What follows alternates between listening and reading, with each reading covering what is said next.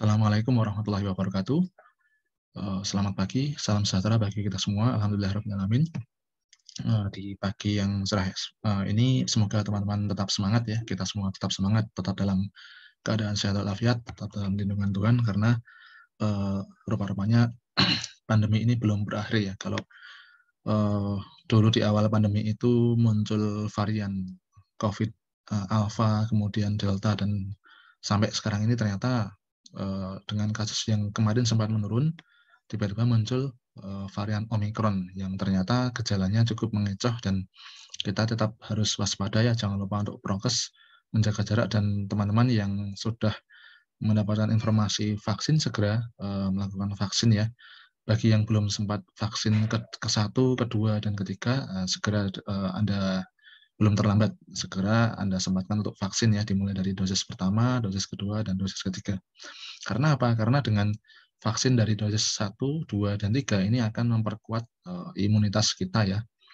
Untuk beberapa kombinasi vaksin dari vaksin pertama, vaksin kedua, vaksin ketiga itu memiliki nilai kekebalan yang bermacam-macam. Misalkan kalau yang dosis pertama, dosis kedua itu AstraZeneca, kemudian dosis ketiganya itu adalah Moderna, itu akan memberikan kekebalan imunitas pada tubuh kita ya, itu sampai 6 kali lipat terhadap serangan virus. Jadi imunitas kita lebih kebal 6 kali dari virus. Kemudian kalau dari vaksin pertama dan vaksin kedua itu Sinovac, kemudian di booster dengan vaksin ketiga itu Pfizer, maka kita akan memiliki kekebalan sebesar 93% ya, 93%.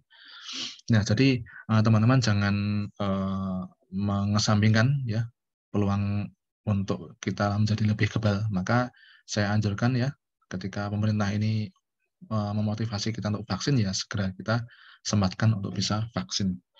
Kemudian apabila teman-teman merasa khawatir dengan efeknya ya, teman-teman hilangkan kekhawatiran itu. Yang terpenting adalah jarak antar vaksin ini mencukupi dan teman-teman ketika vaksin dalam kondisi yang sehat.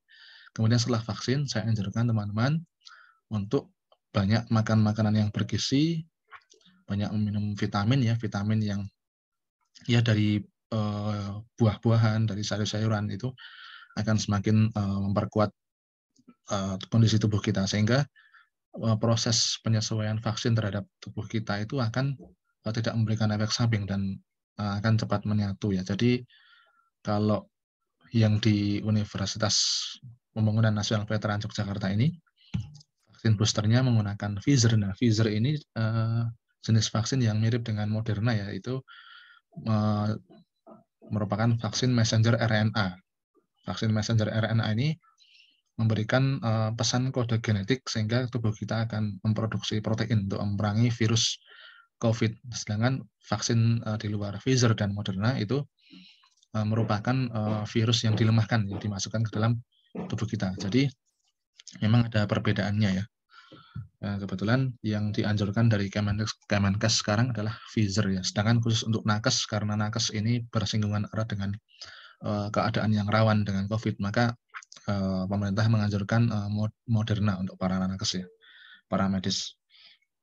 Ya oke, mungkin itu intro dari saya ya. Sebelum kita mulai perkuliahan kita, alangkah baiknya saya perkenalkan terlebih dahulu. Saya adalah Bapak Ahmad Taufik. Teman-teman bisa memanggil saya Pak Taufik ya. Di sini saya diberikan amanah untuk mendampingi teman-teman untuk belajar bersama-sama mengenai kalkulus lanjut atau kalkulus 2, di mana kalkulus 1 dan kalkulus 2 ini adalah materi yang sebenarnya dirintis oleh dosen yang utama mengajar kalkulus, yaitu Bu Juwairiyah ya. Sehingga saya dalam membawakan materi ini, saya merujuk pada atau bisa dikatakan menggunakan materinya dari Bu Juwairiyah, agar kompetensi yang saya ajarkan di kelas ini sama seperti yang diajarkan oleh beliau, karena beliau adalah yang merintis kalkulus pertama kali di jurusan informatika ini. Nah, untuk materi kalkulus lanjut ini nanti akan lebih didominasi tentang integral dan juga aplikasi integral yang lebih banyak ya daripada kalkulus pertama.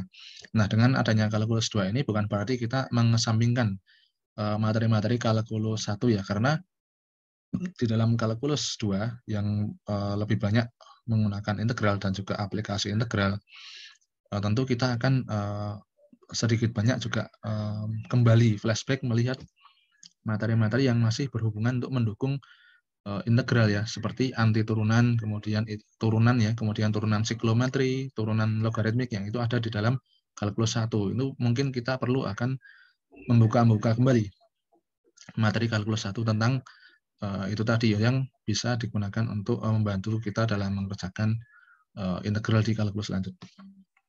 Jadi masih ada kaitannya ya. Dan kenapa kok kita jurusan informatika yang nanti itu menggunakan komputer base. Kok kita masih mempelajari kalkulus? Kalkulus itu kan manual, perhitungan manual. Nah, sebenarnya di dalam kalkulus itu sendiri ada dasar-dasar matematik yang digunakan di dalam machine learning. Kalau teman-teman nanti misalkan menggunakan machine learning atau menggunakan machine learning untuk membuat tugas akhir yang berkaitan dengan kecerdasan buatan, misalkan machine learning-nya itu neural network atau jaringan saraf tiruan atau logistic regression untuk klasifikasi. Nah, itu proses logistic regression itu di dalamnya menggunakan kalkulus yang berkaitan dengan turunan. Nah, jadi setidak-tidaknya mahasiswa informatika itu punya capaian pembelajaran, bisa memiliki konsep dasar, bisa memiliki pengetahuan dasar tentang kalkulus ya. Karena nanti di dalam dunia informatika yang berkaitan dengan luaran Anda, skripsi dan juga tugas-tugas Anda nanti di luar itu juga sedikit banyak menyinggung aplikasi daripada kalkulus itu. Ya, jadi teman-teman mungkin dari dosen-dosen di kampus ya, tidak hanya saya, itu bisa dikatakan materi yang diberikan di sini itu mungkin belum mencakup semua materi. Nah, karena di kurikulum kita sekarang ini adalah Merdeka Belajar dan arahnya lebih ke kurikulum OBE ya. Kita diarahkan untuk ke sana, yaitu outcome based education. Maka apa yang diberikan dosen ini sebenarnya hanyalah fasilitas untuk memotivasi Anda supaya Anda mengerti, oh yang dibicarakan atau yang dikupas di dalam materi ini itu tentang ini. Maka silakan teman-teman satu kelas mengeksplor, membuka atau mencari dari sumber-sumber yang lain sehingga Anda tidak hanya belajar sebatas dari yang diberikan oleh dosen. Jadi outcome based education itu adalah pembelajaran yang berbasis outcome, berbasis apa yang Anda capai, apa yang Anda bisa dapatkan ya, tidak hanya semata-mata dari dosen. Atau di sini dosen tidak hanya satu-satunya sumber pelajaran, tapi dosen di sini memberikan kisi-kisi, oh materi bab 1 itu tentang ini. Kemudian teman-teman silahkan mengembangkan, mencari dari sumber-sumber yang lain, mungkin mencari contoh-contoh penyelesaian soal, sehingga teman-teman tidak hanya mendapatkan satu sumber dari yang diberikan oleh dosen. Jadi intinya dosen adalah sebagai motivator menyediakan untuk memacu Anda mengeksplor lebih dalam, berlatih ya dari sumber-sumber yang ada, tidak hanya di dalam Spada, tapi di internet, dari sumber buku yang lain, dari mungkin pengalaman teman-teman yang lain dan sebagainya. Jadi di sini adalah mari kita mulai mengarah ke sana ya, mengarah ke apa yang bisa kita dapatkan ya. Bukan apa yang harus dosen buat untuk mahasiswanya, tapi apa yang bisa kita capai bersama-sama, apa yang bisa kita peroleh ya. Oh ya, ini adalah ini ya kelas internasional ya, kelas IF. Ya, mungkin mewakili kelas-kelas yang lain ya untuk kelas internasional. Nanti dalam pembelajarannya sama seperti kelas internasional yang pernah saya ampu sebelumnya. Mungkin kita juga ada selingan bahasa Indonesianya ya, tidak full bahasa Inggris karena bagaimanapun kita kampus bela negara tetap harus menghadirkan bahasa Indonesia di dalam setiap pembelajaran kita ya, karena kita cinta bahasa Indonesia. Namun di sini juga kita perlu belajar bersama-sama agar kita juga bisa menguasai bahasa internasional, karena alat percakapan bahasa internasional diantaranya adalah bahasa Inggris yang mungkin itu memang ditekankan di dalam kelas internasional ini untuk bisa lebih diintensifkan, tetapi kita jangan melupakan bahasa Indonesia, sehingga nanti dalam pembelajarannya Untuk kelas internasional akan bercampur ya dengan bahasa Indonesia ya, seperti kalau teman-teman menonton MasterChef. Nah, itu MasterChef itu ada kosakata bahasa Inggrisnya, ada kalimat-kalimat bahasa Inggrisnya, tapi kemudian diterjemahkan juga di dalam bahasa Indonesia ya. Kadang-kadang misalkan Chef Arnold mengucapkan bahasa Inggrisnya, kemudian nanti yang Chef Chef Juna mengucapkan bahasa Indonesia, bahkan sebaliknya ya. Jadi ada bagi yang yang ingin mengerti Indonesia bisa mengerti, bagi yang ingin bahasa Inggrisnya bisa mengerti. Oke, mari kita buka ya. Untuk kalkulus lanjut itu apa saja yang akan dikupas ya? Apa saja yang akan dikupas? Ya, ini adalah pendahuluan untuk kalkulus 1 ya, pendahuluan untuk kalkulus 1. Di sini beliau Bu Juwairiyah ya, tadi yang sudah saya sampaikan, beliau adalah dosen perintis yang mengajar kalkulus ya, sehingga materi kita samakan dengan beliau agar capaian belajarnya sama ya, karena beliau memang basicnya dari matematika, dari kalkulus ya. Kalau kita samakan dengan basic beliau, maka insya Allah tidak ada tingkat kesulitan yang dipelajari itu lebih rendah daripada yang dipelajari di kelas beliau ya.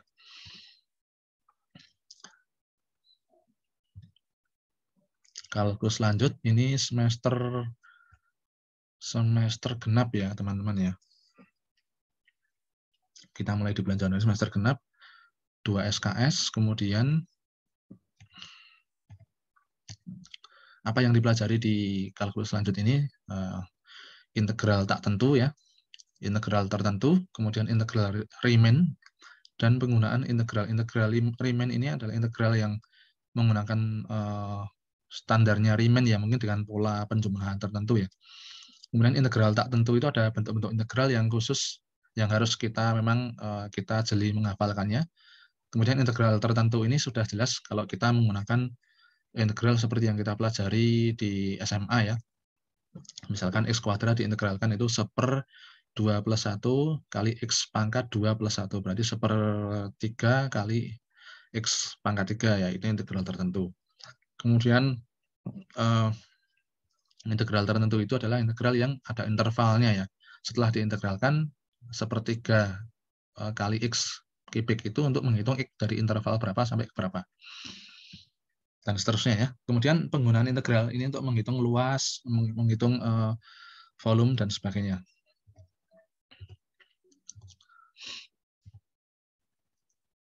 Nah, di dalam integral tak tentu itu kita akan membahas tentang rumus-rumus dasar integral ya. Jadi kita mengulang lagi pada bab akhir di kalkulus pertama itu tentang anti turunan dan integral ya.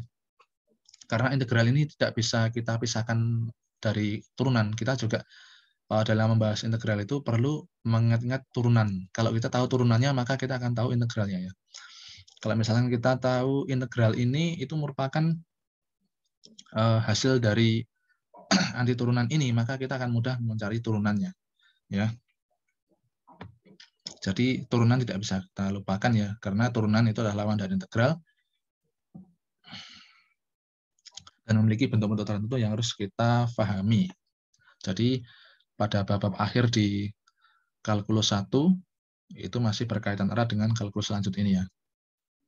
Kemudian rumus substitusi, kalau teman-teman masih ingat integral U du, nah integral U du, kemudian integral parsial, integral U dv sama dengan UV min integral V du ya, kalau tidak salah nanti bisa diingat lagi, bisa dibahas ketika nanti bahas tentang integral parsial ya.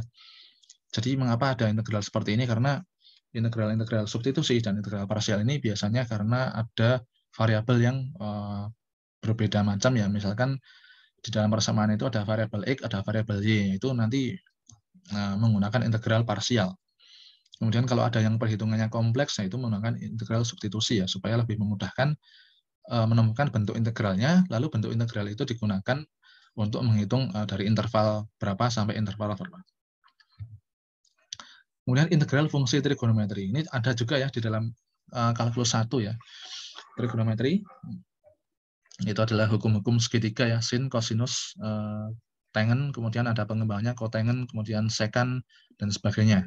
Dan itu ada turunannya. Kalau kita mengerti turunannya dan integralnya, maka akan mudah kita akan menggunakan integral yang menggunakan pada fungsi trigonometri ya. Kemudian integral fungsi irasional. Itu dengan cara substitusi yang merasionalkan ya.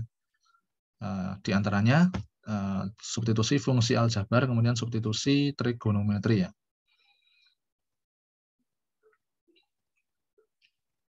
Bilangan rasional dan irasional. Jadi aljabar ini memang sangat penting ya. Kita memodifikasi cara bentuk-bentuk persamaan X itu sampai ketemu bentuk yang mudah untuk diintegralkan itu kita menggunakan aljabar ya. Kemudian integral fungsi rasional. Nah, untuk integral tertentu, kita akan mempelajari sifat-sifat integral tertentu, integral Riemann, nah integral Riemann menggunakan tekniknya si Mr. Riemann, kemudian teorema simetri. Lalu aplikasi integral ini membahas tentang apa saja, yaitu diantaranya luas daerah bidang datar, kemudian volume benda putar ya. Jadi mengapa kok integral itu bisa digunakan untuk menghitung luas dan volume? Karena sebenarnya integral itu kan identik dengan perkalian dan penjumlahannya. Kalau teman-teman itu menghitung luas atau volume itu kan sebenarnya adalah perkalian dan penjumlahan. Nah, perkalian itu kan turunannya adalah dari penjumlahannya. 4 kali 4 itu adalah 4, plus 4, plus 4, plus 4.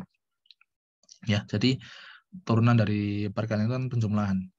Jadi kalau di dalam algoritma ya, di dalam algoritma pemrograman, misalnya kita menemui suatu rumus integral dan kita harus mengaplikasikan rumus integral itu di dalam bentuk algoritma, maka kita harus mengubah integral itu ke dalam bentuk sigma ya. Nah, sigmanya itu dari interval berapa ke berapa dengan mengikuti pada persamaan apa. Ya, misalkan sigma X dari 1 sampai dengan 7 pada sigma pada rumus X pangkat 4 min 3 misalkan. Jadi kita harus mengubah ke dalam bentuk sigma ya. Nah, karena integral ini identik dengan perkalian dan penjumlahan, maka dia bisa digunakan untuk menghitung luas dan volume. Kemudian panjang tali busur kurva juga bisa dihitung menggunakan integral. Lalu bagaimanakah penilaiannya ya? Jadi karena ini adalah mata kuliah yang sebenarnya berbasis praktis, teman-teman harus rajin-rajin berlatih ya. Jadi di sini untuk PR atau tugas itu menduduki persentase nilai yang cukup besar ya, 40%. Jadi jangan sampai teman-teman hanya mengandalkan UTS dan UAS. Ya. Kalau ada tugas, sebenarnya tugas itu untuk memacu supaya teman-teman itu mencapai pemahaman tentang kalkulus, maka kerjakan dengan sebaik-baiknya. Ya, ini pengalaman yang sudah akan saya ceritakan bahwa pernah saya memberikan tugas 4 tugas ya, dan mahasiswa itu ternyata tidak mengerjakan 4 tugas yang saya berikan. Dia hanya mengandalkan UTS dan UAS. Nilai UTS dan UAS-nya itu bagus semua ya, bagus semua. Tapi sayangnya karena tugasnya kosong, dan ternyata tugasnya itu menduduki persentase 40%. Nah, setelah saya hitung ya, karena tugasnya itu 0 semua ya, setelah saya hitung, dia hanya bisa mencapai nilai C. Sayang sekali kan, padahal kalau dari tugas itu, misalkan dia mendapatkan 4 tugas itu masing-masing 60 ya, misalkan 60. Itu sudah mendapatkan dia nilai akhirnya A ya. Padahal saya pribadi, saya tidak pernah memberikan nilai tugas kurang dari 75. Sayang sekali ya, jadi dia mengesampingkan tugas, hanya mengutamakan UTS dan UAS, sehingga nilainya maksimal C. Ya, saya tidak bisa menolong ya, karena nilainya tugasnya 0 ya. Andaikan saja dia nilai tugasnya itu 60, dari 4 tugas itu setiap tugasnya 60, dia sudah mendapat nilai A, tapi sayang sekali dia tidak mengerjakan tugas. Jadi teman-teman jangan sampai seperti itu, karena kalkulus ini adalah dengan tugas itu teman-teman dipacu untuk latihan, maka kerjakanlah sebaik-baiknya. Mungkin teman-teman nggak perlu latihan setiap hari ya, hanya latihan serius mengerjakan tugas itu sudah baik sekali ya, daripada tidak pernah berhitung atau tidak pernah berlatih. Kemudian ujian tengah semester ini nilainya 30%, lebih kecil dari tugas-tugas. Jadi hati-hati ya, jangan hanya mengandalkan UTS dan UAS. Kemudian UAS juga 30% ya. Kemudian ini adalah keaktifan, saya hitung dari presensi dan keaktifan teman-teman. Kalau misalkan saya tanya, teman-teman ada yang menjawab, itu nanti akan menjadi poin tersendiri ya. Nah, ini adalah interval penilaian ya. Teman-teman tidak usah menghiraukan ini. Yang terpenting teman-teman berusahalah untuk bisa memahami ya. Kalau ada tugas, silahkan teman-teman kerjasama satu kelas. Misalkan tugasnya kok ada 10 soal, oh ini satu kelas 9 orang. Maka silakan satu-satu masing-masing mahasiswa mengerjakan soal yang mana yang dia bisa. Nanti digabung. Oh, si A bisa soal ini, saya bisa soal nomor 5. Oh, yang lain bisa soal nomor 7. Nah, itu saling sharing ya, saling bertukar ilmu. Sehingga Anda tidak harus setiap orang harus mengerjakan 10. Nah, itu gimana caranya Anda bisa dengan bekerja sama itu belajar dengan praktis tapi paham dasar semuanya ya.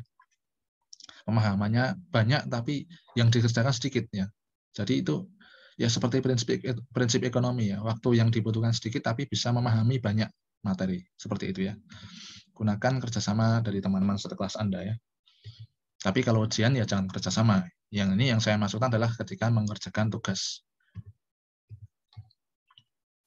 Ya, jangan sampai kosong. Kalau semuanya kosong atau Anda misalkan mengerjakan tugas tetapi UTS dan UAS lupa tidak mengikuti, ya itu bisa mendapatkan nilai D atau E ya. Jadi jangan sampai seperti itu. Ini saya tidak bisa menolong Anda ya kalau tiba-tiba misalkan Anda setelah selesai ujian baru menghubungi saya, Pak, ini saya lupa kemarin salah membaca jadwal, atau mungkin Anda ada halangan, ada keperluan keluarga sehingga berhalangan mengikuti ujian UAS dan UTS. Tapi Anda baru mengatakan setelah selesai ujian, nah itu saya nggak bisa menolong kalau seperti itu. Ya, jadi kalau teman-teman misalkan sudah keluar jadwal UTS atau UAS, lalu teman-teman jauh-jauh hari meminta izin kepada saya, Pak, saya ada KKN besok, kemungkinan nggak bisa mengikuti ujian pada tanggal sekian. Mohon Pak bantuannya agar saya mendapatkan nilai yang setara dengan ujian. Saya bersedia mendapatkan tugas apa. Gitu.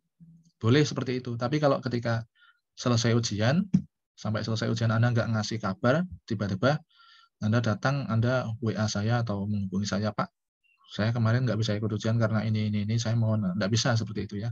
Itu akan menyebabkan ketidakadilan terhadap teman-teman lain yang sungguh-sungguh mengerjakan ujian tepat waktu, belajar dari awal, kemudian kok saya nanti memberikan nilai kepada Anda yang datang terlambat, sudah lewat ujiannya saya berikan nilai yang sama dengan teman-teman, itu saya tidak bisa seperti itu. Ya, saya tidak menerima yang seperti itu. Jadi saya mohon teman-teman saling berkoordinasi satu kelas, jangan sampai salah membaca jadwal. Kemudian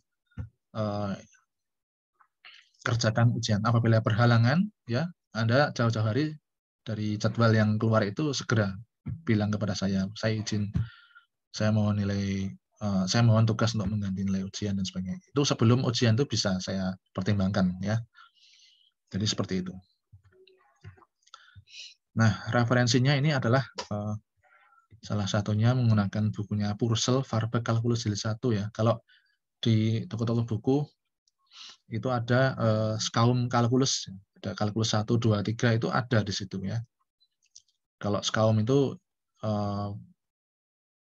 berbasis latihan soal ya. Jadi konsepnya dia ringkas mungkin, kemudian dia memberikan contoh-contoh soal yang membantu untuk memahami. Jadi learning by doing kalau di Skaum itu ya. Skaum outline. Kalau tidak salah itu salah satu penulisnya juga ada yang namanya Purcell ya. Tapi tim penulis yang lainnya tidak, dengan Farbeck sepertinya beda ya. Dan penerbitnya kalau di Indonesia juga diadopsi oleh Erlangga ya. Yang Skaum Outline Calculus itu. Itu malah satu buku tapi bisa untuk kalkulus 1, 2, dan 3. Termasuk ada aplikasi integral sampai perhitungan integral ganda ya, integral untuk menghitung luas volume dan sebagainya itu ada di sana. Ya, jadi seperti itu.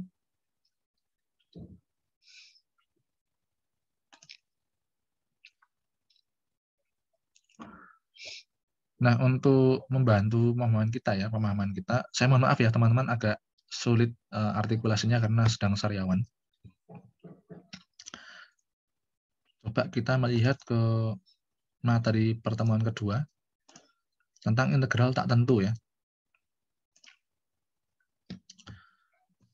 Ya, ini masih dari materinya Bu Joy ya. Jadi ini integral tak tentu. Definisinya dari integral tak tentu ini kita refresh ya sambil mengulang kembali bab akhir dari kalkulus pertama ya supaya kita tidak hilang, tidak kehilangan semacam track ya. Jadi nanti teman-teman bisa kembali mengambil materi-materi dari kalkulus 1 untuk membantu mengingat kembali pemahaman di kalkulus 2 ini.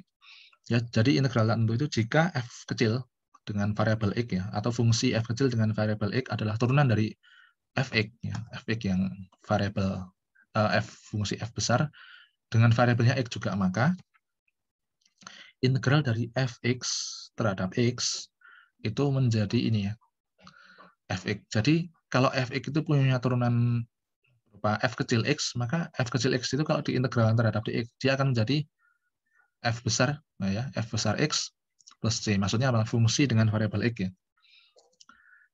Plus c. Kenapa plus c? Di sini plus c-nya itu tidak tentu karena tidak ada intervalnya ya. Tidak ada intervalnya. Jadi plus c ini ya udah yang penting bentuk integralnya didapat lalu plus c. Nggak ada berapa c-nya itu berapa itu nggak ada. Yang penting c-nya adalah bilangan real ya, bisa 0, bisa bilangan bulat dan sebagainya, bisa minus dan sebagainya. Ya. Simbol ini adalah simbol integral, kemudian fx adalah integran atau fungsi yang diintegralkan or function that will be integrated. Ya. Kemudian c adalah constant, where the constant element of real number ya. Konstanta adalah elemen dari bilangan real. Kemudian rumus dasarnya ya. Integral dx, integral 1 dx, integral 1 dx itu adalah 1x plus c. Selalu ada plus c ya hasil integralnya ya, karena integralnya tidak tentu, belum ada intervalnya dari berapa sampai berapa ya, plus c. Kemudian integral x pangkat n terhadap dx ya sama dengan 1 per n plus 1 kali x pangkat n plus 1 plus c ya, dengan n-nya tidak boleh min 1 ya. Mengapa kalau n-nya sama dengan min 1?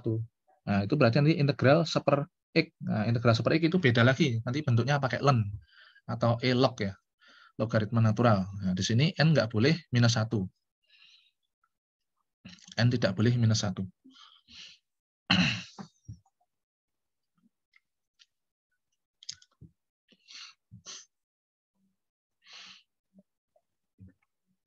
Nah, seperti ini ya. Integral x pangkat min 1 dx, ya, berarti integral seper x itu adalah, kalau diintegralkan, seper x dx itu adalah ln x plus c. Kemudian integral cos x dx itu adalah, hasilnya adalah sin x plus c. Mengapa? Karena sin x ketika diturunkan itu adalah cos ya, turunannya sin itu adalah cos. Kemudian turunannya cos itu adalah min sin ya, min sin.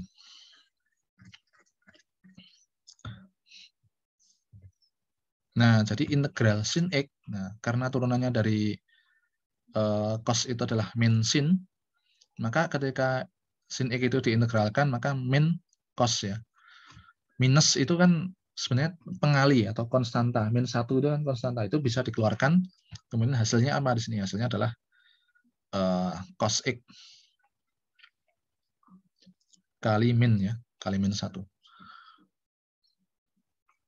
Integral cos x dx hasilnya adalah sin x karena turunan dari sin x itu adalah cos x, sedangkan turunan dari cos itu adalah min sin x ya. Min sin x. Ketika turunan dari cos itu adalah min sin x, ketika sin x itu diintegralkan,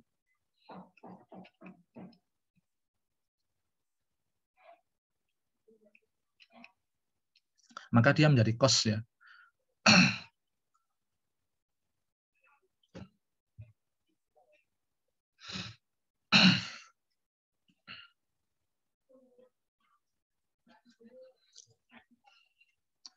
Kemudian ini integral e pangkat x dx. Ini di bab terakhir kalkulus pertama itu ada ya, bentuk-bentuk dari integral logaritma natural. Kemudian nanti mungkin pertemuan ke depan bisa kita lihat kembali ya sambil flashback ke kalkulus pertama. Jadi integral E pangkat X dx itu hasilnya adalah E pangkat X plus C.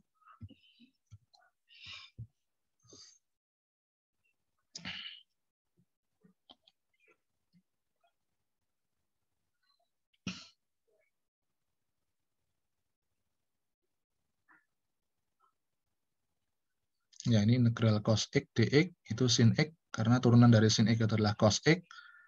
Kemudian integral sin X dx ini adalah min cos X ya, karena turunan dari cos X itu adalah min sin X ya.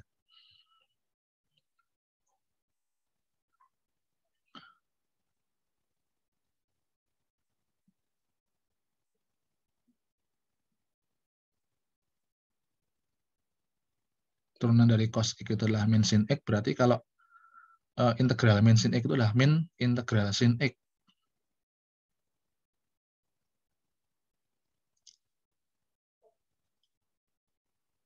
Min integral sin X itu berarti min cos X ya.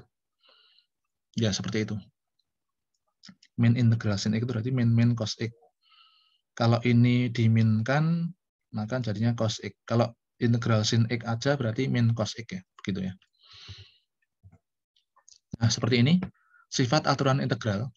Ya, integral dari K konstanta kali fx dx itu K atau pengalinya misalkan min 1, min 4 atau 5 atau 6 kalau dia sebagai pengalinya dikeluarkan, kemudian integral terhadap fx dx gitu ya. K dikali integral fx dx. Kemudian kalau ini adalah penjumlahan dua fungsi dengan variabel x ya, maka ini sama saja integral fx dx plus integral gx dx. Jadi integral dari penjumlahan dua fungsi terhadap dx ya. Maka setiap fungsi itu diintegralkan ya. Integral fx dx ditambah dengan integral gx dx. Kemudian sama, pengurangan juga mirip seperti ini, tinggal tandanya diubah saja. Jadi di sini berlaku sifat distributif ya, setiap fungsinya diintegralkan ya. Fungsi fx diintegralkan sendiri, hasilnya berapa, dikurangi dengan integral dari fungsi gx.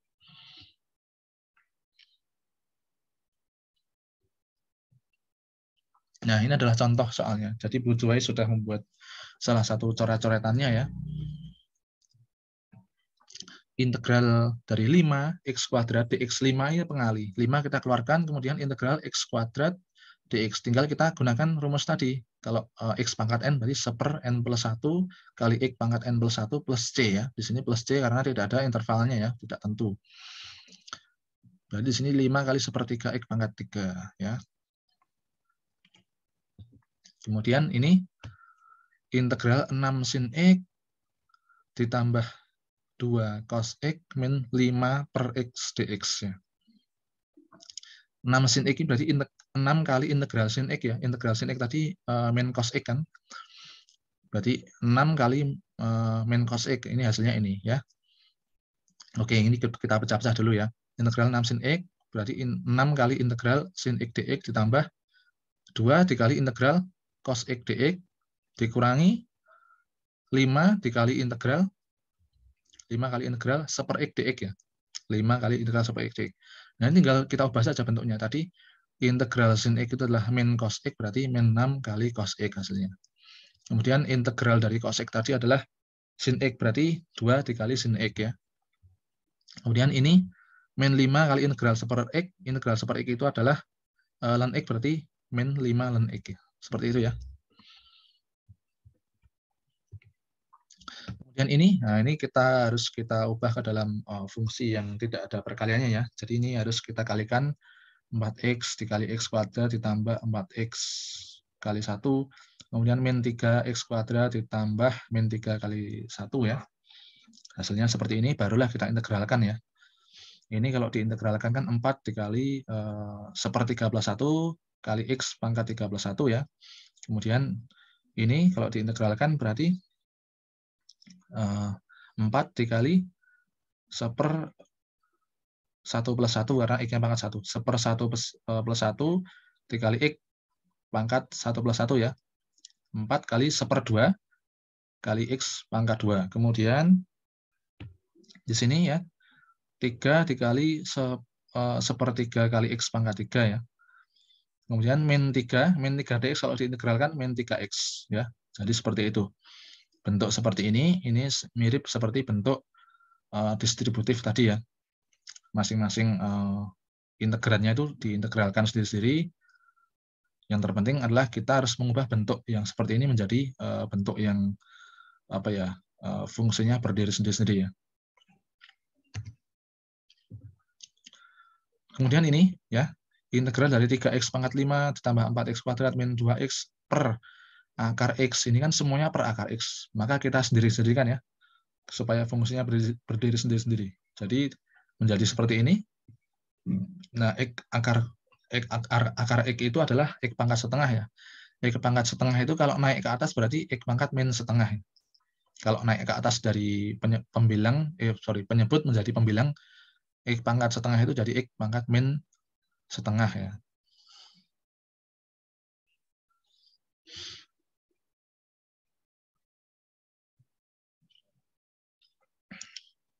Berarti ini 5 dikurangi setengah itu 4,5.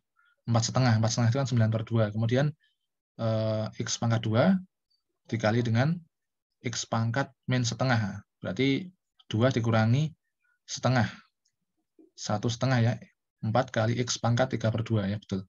Jadi ini x pangkat setengah itu kalau naik ke atas itu menjadi 4x kuadrat dikali dengan x pangkat min setengah ya. Sehingga kalau x pangkat 2 dikali dengan x pangkat min setengah tinggal dijumlahkan saja pangkatnya. 2 dikurangi setengah. Berarti x-nya menjadi x pangkat 1,5 atau x pangkat 3/2. Seperti ini ya. Setelah ini menjadi fungsi yang berdiri sendiri-sendiri, kita integralkan. Ini kan 3-nya pengali. 3-nya keluar, kemudian nah di sini 9/2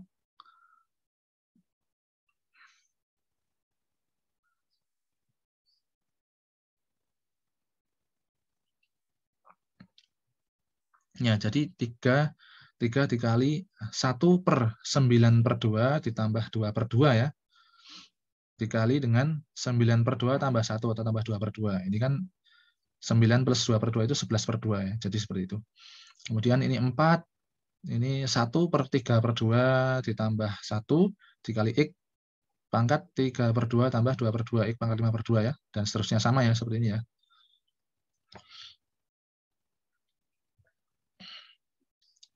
Nah, ini bentuk seperti ini harus kita selesaikan dulu menjadi bentuk suku yang atau fungsi yang berdiri sendiri ya, lalu kita integralkan. Sama kayak tadi ya. Ini juga ya pangkat 3 seperti itu. Kita selesaikan dulu bentuk perkalian pangkat 3-nya sehingga menjadi fungsi sendiri, lalu setelah berdiri sendiri masing-masing diintegralkan ya, menggunakan cara integral dari kfx tadi. Nah, ini integral substitusi ya. Mengapa kita pakai integral substitusi? Ya, teman-teman, saya yakin pernah belajar di kelas 3 SMA atau kelas 2 SMA. Jadi integral substitusi ini untuk mensubstitusikan bagian dari integran yang paling kompleks ya. Yang paling kompleks di sini adalah 2x min 3. Sehingga 2x min 3 ini kita umpamakan sebagai U ya. U sama dengan 2x min 3. Berarti du per dx-nya itu apa? Du per dx itu adalah turunan dari U terhadap X ya. Kalau U-nya adalah 2x min 3 diturunkan terhadap X itu apa? 2 ya. Du per dx adalah 2. Kemudian du per dx itu sama dengan 2, berarti du adalah 2 kali dx. Nah, sehingga di sini setengah du sama dengan dx. Oke, kita sudah punya setengah du itu sama dengan dx ya, atau dx sama dengan setengah du. Nah, lalu di sini kita gunakan integral u. Ya, 2x min 3 tadi kan u. Integral u pangkat 28. Ya, integral u pangkat 28 dikali dx-nya tadi apa? Dx itu setengah du ya, setengah du. Nah, ini kan bentuknya adalah udah integral kfu kan. Di sini bukan fx tapi fu ya. Fungsi terhadap u. Oke, di sini integral u pangkat 28 dikali setengah du, setengahnya bisa kita keluarkan karena ini apa? Pengali. Ini pengali, ini k ya. Setengah sehingga menjadi setengah kali integral u pangkat 28 du. Nah, ini tinggal integral u pangkat 28 du itu kan 1/29 kali u pangkat 29. Ya, dikali pengalinya tadi atau konstantanya tadi setengah ya. Setelah dihitung Nah, setelah selesai ini perhitungan bentuk integralnya diketahui, baru U-nya kita kembalikan ke bentuk X-nya tadi. Hasilnya seperti ini ya. Begitu teman-teman. Nah ini juga nih. Bagian mana sih yang kita pilih untuk kita substitusikan sebagai U? Ya, kita cari bagian yang paling kompleks. Yang paling kompleks itu apa? Yang paling mengandung variabel dengan orde paling rumit ya. Kalau ini 4x plus 2, ini kompleks juga. Tapi kan di sini ada x kuadrat. X dengan orde 2, yang kita pilih ini. Pilihlah bagian efek yang kompleks ya. Yang kita pilih sebagai U itu ini. Maka kita substitusikan x kuadrat plus x sebagai U ya. Sehingga du per dx atau turunan U terhadap x itu adalah 2x plus 1 ya. 1x itu diturunkan terhadap dx itu hasilnya 1 ya. Hasilnya 1. Nah, di sini du sama dengan 2x plus 1, dx-nya membagi kalau melewati sama dengan menjadi pengali ya. Berarti du sama dengan 2x plus 1 kali dx. Ya, ini penting ya teman-teman yang seperti ini. Ini aljabar ketika kita SMP ya. Ketika kita SMP aljabarnya kita matangkan dulu sehingga nanti kalau dari pembagi pindah ke lajur kanan melewati sama dengan itu menjadi apa, mana yang kita dahulukan itu di SMP. Jadi teman-teman jangan sampai bingung ya. Kalau misalkan bingung, tidak apa-apa. Teman-teman bisa kembali ke materi matematika SMP. Tidak apa-apa, itu mengulang lagi sambil menajamkan kembali. Tidak apa-apa. Karena ada beberapa yang di SMP itu lupa ya. Jangan sampai matematika itu lupa ketika sampai di SMP. Karena saya pernah punya ya ada teman, ada orang-orang di sekitar saya itu yang seperti itu ya. Sudah sampai SMA itu matematika SMP, bahkan matematika kelas 4 SD itu lupa sehingga menghitung ya operasi matematika di SMA itu bagian hukum hukum pecahan rasional aja sudah salah sehingga hasilnya salah ya. Nah, ini kan pelajaran kelas 4. Pelajaran SMP, pelajaran SMA itu kan saling bersambung ya. Kalau matematika itu saling bersambung. Lain halnya kalau IPS. IPS itu hafalan Anda nggak hafal, nggak masalah. Anda cuma hafal yang sekarang ini nggak apa-apa. Tapi kalau matematika ini jangan sampai tidak tahu, jangan sampai hafalan. Tapi kita harus tahu ya dari dulu-dulu pembelajaran yang waktu kita sekolah dasar, SMP, SMA itu kita harus tahu. Walaupun kita nggak ranking, tapi minimal kita bisa lah, bisa. Ya. Jadi kalau sekolah itu kita nggak perlu harus ranking, harus juara, tapi yang penting kita bisa materinya itu. Ya. Kita bisa materinya itu. Nah, kita lanjutkan lagi. DU, berarti di sini kita punya DU itulah 2x plus 1 kali DX. Nah, ini ada bentuk yang menarik ya. 2x plus 1 itu kan setengah dari 4x plus 2. Ya. Berarti kalau kita ingin membuat si 2x plus 1 DX ini menjadi 4x plus 2 DX, tinggal dikalikan saja ya. DU-nya kalikan 2 ya. Nah, kita sudah punya nih bentuk yang seperti ini. Bentuk ini sudah selesai, tadi U-nya adalah x kuadrat plus x. 2DU itu sama dengan bentuknya ini gampang ya. Tinggal kita sekarang menghitung integral dalam bentuk U. Integral U pangkat 30. Nah, ini tadi 4x plus 2 kali dx itu kan 2du. Kita gantikan dengan 2du. Kita substitusikan menjadi 2du. Berarti integral U pangkat 30, 2-nya keluar ya. Itu menjadi 2 dikali integral U pangkat 30 du. Nah, udah selesai nih. Berarti ini 2 dikali 1/30 plus 1 kali U pangkat 30 plus 1. Ya, plus C. Kemudian barulah setelah selesai bentuk integralnya kita dapat, kita ubah ke dalam bentuk X-nya ya. U tadi adalah X kuadrat plus X ya. Nah, ini ada soal latihan, nanti teman-teman bisa mencoba untuk menajamkan kembali. Nah, ini sudah ketahuan ya, ini ada U-nya. Yang Anda U-kan yang mana ini? Yang paling kompleks ya. Kemudian ini juga ya. Ini juga U-nya yang paling kompleks ya, paling tidak wajar. Cos X biasanya kan, kalau ini ada cos 4x-1, nah itu 4x-1-nya Anda ubah menjadi U ya. Ya, seperti itu teman-teman ya. Mungkin pertemuan pertama di kalkulus 2 atau kalkulus selanjutnya itu seperti ini dulu. Paling tidak teman-teman sudah memiliki gambaran kisi-kisi yang kita pelajari itu seperti apa. Jangan hanya berpegang pada apa yang diberikan dosen di SPADA, mungkin itu terbatas. Silakan teman-teman setelah mengerti, oh bab yang dipelajari itu ini. Anda perluas belajarlah dari sumber-sumber yang lain juga ya. Cari narasumber atau sumber yang lain untuk memperkaya pemahaman Anda sehingga Anda bisa lebih cepat memahami ya. Jadi saya anjurkan teman-teman memperluas pembelajaran teman-teman dari berbagai sumber ya, terutama internet, YouTube, atau mungkin dari teman-teman yang lain, dari mungkin di antara Anda yang juara olimpiade ya, bisa silahkan Anda belajar privat dengan mereka, boleh.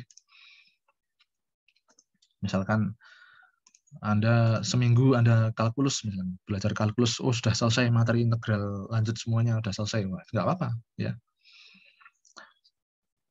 boleh seperti itu.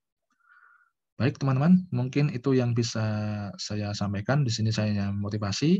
Semoga apa yang kita pelajari di hari ini bisa bermanfaat ya. Jadi pertemuan pertama ini saya belum bisa live karena ada keperluan. Sehingga untuk live mungkin nanti di pertemuan yang akan datang ya, akan saya kabarkan di Spada ya, dan juga melalui grup WhatsApp ya. Jadi nanti insya Allah di setiap Spada, bagi teman-teman yang baru pertemuan awal dengan saya, akan saya share-kan nomor handphone saya sehingga langsung bisa membuat grup WA. Dan saya anjurkan untuk grup WA, adminnya adalah teman-teman ya, bukan saya ya. Adminnya adalah teman-teman pengurus kelas, sehingga nanti akan memudahkan untuk koordinasi. Begitu ya teman-teman ya. Terima kasih atas perhatiannya. Salam sejahtera, semoga tetap semangat ya. Jangan lupa untuk tetap prokes, semoga kita semua selalu sehat walafiat. Terima kasih. Wassalamualaikum warahmatullahi wabarakatuh.